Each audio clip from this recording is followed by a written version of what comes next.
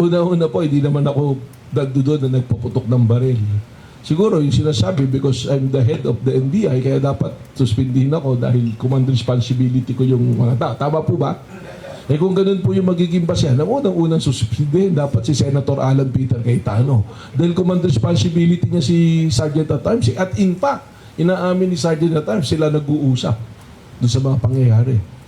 So ako naman po, I'm willing to face any investigation. Kung ano man po, if I will be found na may kasalanan, I'm willing to serve kung ano man penalty na gagawin po natin.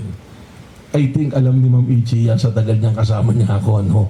So, sa akin po ganon. And yun naman, ako pag tinatanong lang, doon lang din po tayo nagpapaliwanag eh. Dahil gusto ko lang po mag-respond doon sa tanong ninyo. And as much as possible, sa totoo, ayoko na po sanang mag-interview. I've declined a lot already. Because I'd like to give, I would like to give it to the committee that was,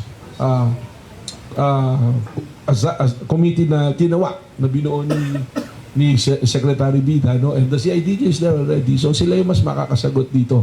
But your question is something na legal and political somehow. So anong pinanggagalingan? Siguro command responsibility. Sabi po nila, yun po siguro.